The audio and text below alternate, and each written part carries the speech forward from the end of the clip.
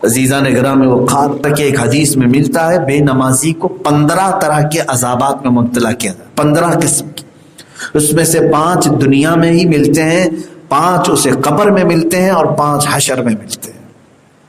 بڑا عذاب تو اس میں یہ ہے کہ قبر سے اٹھانے کے وقت اس کا چہرہ کالا ہو چکا ہوتا ہے جس وقت وہ اٹھایا جا رہا ہوتا ہے، اور موت کے وقت اسے بہت زیادہ خوف دل میں ڈال دیا جاتا ہے، بہت خوف ہوتا ہے۔ بے نمازی مرنا نہیں چاہتا، بہت خوف کے ساتھ مرتا ہے، نمازوں کو ترک کرنے والا بہت ڈر کے ساتھ وہ دنیا سے جاتا ہے۔ یہ عذاب دنیا مرنے کے وقت اسے دیا جاتا ہے۔ بلکہ بعض اوقات پر ایسا بھی فرمایا گیا کہ جو اپنے رب کا سجدہ نہیں کرتا تھا، اس وقت شیطان روح نکلنے کے قریب آئے گا اور اسے اپنی عبادت کے لیے کہے گا تو وہ بندہ اس کی عبادت کر جائے گا اور کافر ہو کر کے مر جائے گا، کبھی کبھار ایسا۔ باقی رہی بات، اللہ ایمان کی حفاظت فرمائے، اللہ ایمان کی حفاظت فرمائے۔ اس لیے بھی ڈر لگتا ہے کہ جو اپنے رب کی عبادت کو ہلکے میں لیتا ہے تو پھر وہ کسی اور کی بھی عبادت کر سکتا ہے۔ موت کے وقت ایسی سختی ہوتی ہے، اتنی خطرناک حالت ہوتی ہے کہ ایک قطرہ پانی کا اس کو لیے ایک ندی کے برابر ہوتا ہے، نزا کے عالم میں، سکرات کے عالم۔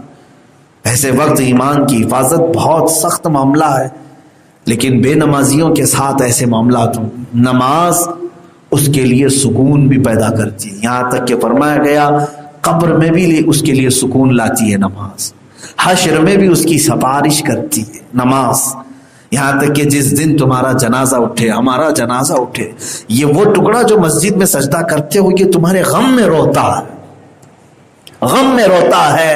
اور یہاں تک کہ مسجد کا وہ مصلی جہاں پر تم سجدے کرتے تھے، اللہ کی بارگاہ میں سفارش کرتا ہے، مولا آج وہ بندہ گیا ہے جس کی پیشانی سے مجھے ٹھنڈک تھی، تیری عبادت کرتا، تیرے سجدے کرتا، مجھے زمین کو ٹھنڈک تھی، مولا میری سفارش پر اس کو تو بخشش فرما دے۔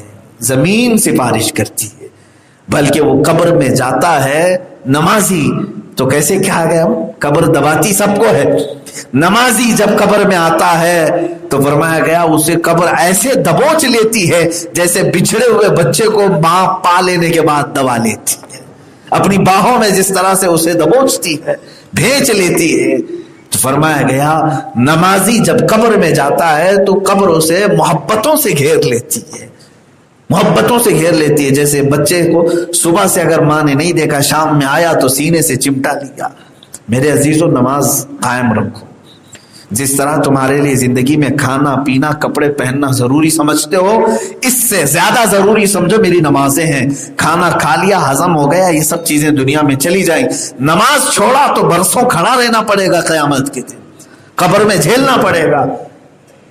آپ کو قبر میں نہیں پوچھا جائے گا دوپہر کا کھانا کیوں نہیں کھایا تھا، رات کو کھائے بغیر کیوں سو گیا تھا، نہیں پوچھا جائے گا۔ یہ بھی نہیں پوچھا جائے گا کہ ناشتے میں تو نے آملیٹ لیا تھا کہ نہیں لیا تھا، لیکن اس کا تو اہتمام تم کرتے ہو، ناشتے کی فکر ہے، سونے سے پہلے آپ خرید کر کے رکھ لیتے ہیں۔ کل صبح ناشتے میں اٹھنا ہے تو کیا کیا چاہیے، روٹی چاہیے، آملیٹ چاہیے، پاؤ چاہیے، بریڈ چاہیے، انتظامات تو کل کی بھوک کے آج کر رہے ہو، جبکہ وہ چیز تمہیں پوچھی بھی نہیں جائے گی۔ حلال اگر کھایا ہے تو اس کا حساب کیا ہے، لیکن میرے عزیزو نماز اگر ترک کیا، ایک ایک نماز کے بارے میں کتنی دیر تک کھڑا کیا جائے، بہت دیر تک کھڑا کیا جائے۔ ہمارے ایک استاد مصر میں ایک مرتبہ کا اتفاق ہے، میں آپ کو بتاؤں، معاملہ تو ایگزام کے پہلے اپنی آئی ڈی وغیرہ جمع کی جانی ہوتی ہے، پیپر جمع کرنا رہتا ہے ایگزام سے پہلے، تو اپنی ساری چیزیں لے کر کے پہنچنا تھا۔ ہم ہاسٹل سے نکلے، جب کالج میں پہنچے جہاں پر درس ہوتا ہے، کلیہ اس کو کہتے ہیں، تو بڑے ہمارے جو استاد تھے وہ بیٹھے ہوئے تھے، ہر ایک کو بہت نظر سے دیکھتے تھے، سب کو پہچانتے، حالانکہ سینکڑوں کی تعداد۔ 10 بجے کا ٹائم تھا، سارے لوگ جمع تھے، تو پہنچنے میں ہمارے ایک دو ساتھی تھے، وہ 10:15 یا 10:20 پر پہنچے آئے، اور جب ہم لوگ کھڑے تھے تو ہمیں سامنے کیا اور کہا لاؤ تمہاری جو آئی ڈی ہے، پیپر ہے، سب جمع کیا۔ سب ان کا نمبر میرے ہی پیچھے تھا، ان سے کہا سائڈ میں کھڑے رہو، دوسرے اور سارے لوگوں کو سنتے رہے، سب کو لیے 11 بج گئے، 12 بج گئے، 1 بج گئے، ہم انتظار کرتے رہے۔ یہ آئے ہیں 10:30 بجے سے، 2.5 گھنٹے کی قریب ہو گئے، ان کی نہ وہ آئی ڈی لے رہے نہ پیپر لے رہے۔ ظہر کی اذان کا وقت ہوا، تب انہوں نے وہ پیپر لیے اور تنبیہ کیا، کہا کہ تم سوچ رہے ہو کہ 10-15 منٹ ہوئے یہی تمہارا گناہ ہے نا، تم تو سوچ رہے ہو کہ میں لیٹ سے آیا اس لیے مجھے اتنی دیر کھڑا کیا گیا۔ استاد نے ہمیں یہ فرمایا کہ بیٹا یہاں 15 منٹ لیٹ آئے تو 2.5 گھنٹہ کھڑا کر دیا میں نے، اور یہ تنبیہ کرنے کے لیے کہ ایک نماز اگر ترک کرو گے تو 100 سال کھڑا کر دیا جائے گا۔ تمہیں 2.5 گھنٹے میں کتنی بے چینی ہوئی، بار بار گھڑی دیکھتے تھے، بار بار بھوک کی شکایت، پیشاب کی شکایت، کیا کیا شکایتیں لے کر کے کھڑے ہوں گے نا۔ اس دن دل کو یہ بہت بات لگی، کہا کہ کچھ ایسی مثالوں سے ہمارے اساتذہ نے سمجھایا بھی تھا۔ میرے عزیزوں، حقیقت بات ہے، ریئل جب کھڑا ہونا ہے تب آپ کو احساس ہوگا کہ انتظار کسے کہتے ہیں۔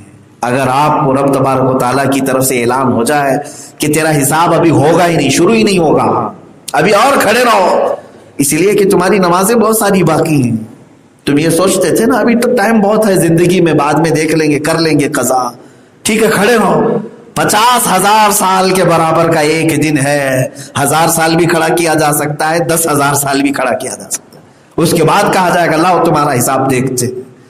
کیا اس سخت موسم میں وہاں پر سورج سوا نیزے پر ہو اور زمین پیتل کی ہو، تانبے کی ہو، کھڑے ہونے کی سکت ہے ہمارے اندر، طاقت ہے؟ وہاں بے چینی کا حال اتنا برا ہوگا کہ لوگ پسینے میں ڈوب چکے ہوں، کسی کا پسینہ کمر تک، کوئی گردن تک ڈوبا ہوا، اور گرمی کا حال یہ ہے کہ ان کا بھیجا پک کر کے کانوں سے ابل رہا ہوگا۔ لیکن موت نہیں آنی ہے، موت نہیں آئے گی، سب طرح کے عذابات جھیل لو گے۔ کچھ اہل محشر بدبو سے بھرے ہوئے ہوں گے، ننگے ہوں گے، کچھ کی زبانیں سینوں تک لٹکائی گئی ہوں گی، کسی کی شرمگاہ پر فرشتے مار رہے ہوں گے، داغ رہے ہوں گے۔ یہ سب چیزیں دیکھتے دیکھتے سینکڑوں سال کھڑے رہ سکو گے؟ اسی لیے یہ کہا گیا، گیا وقت پھر ہاتھ آتا نہیں، صدا دور دورہ دکھاتا نہیں۔ اور آج تمہارے پاس وقت ہے، نماز پڑھ لو اس سے پہلے کہ تمہاری نماز جنازہ پڑھی جائے۔ صلو قبل ان تصلو علیکم، اپنی نمازیں کمپلیٹ کر لو اس سے پہلے کہ قوم تمہاری نماز پڑھ جائے۔ پھر وہی وقت آ جائے گا کہ تم پڑھتے نہیں تھے لیکن اب تمہاری نماز ہو جائے گی، اس کے بعد پھر نماز پڑھنے کا وقت ہی نہیں۔ بلکہ بعض روایات میں یہ ملتا ہے کہ مرنے کے بعد مردہ 1000 گڑ گڑا کر کے کہے گا کہ مولا ایک بار دوبارہ زندہ کر، میں 2 سجدے کر کے آ جاؤں، 2 رکعت پڑھ کے آ جاؤں۔ حکم ہوگا اب اس دنیا میں ہم نہ شہیدوں کو لوٹا رہے ہیں نہ نبیوں کو لوٹا رہے ہیں، تیری کیا مجال، کسی کو بھی لوٹایا نہیں جائے گا، واپس نہیں آئے گا۔ جو ہمارے جا چکے بڑے، جو بزرگ، جو اپنے خاندانوں کے ہیں، گزر چکے، آج تک کسی کو 50 سال ہوئے ہوں گے، 40 سال ہوئے ہوں گے، کتنے سال ہوئے دفنا کر کے، کبھی وہ آئے ہمارے پاس پلٹ کر؟ یا چلو آج دفنایا تھا، کل قبر کھول کر کے کوئی آ گیا ہو، سنا کبھی؟ مردہ واپس لوٹ کر کے آیا ہے اور اپنی نماز روزے کرنے لگ گیا ہے؟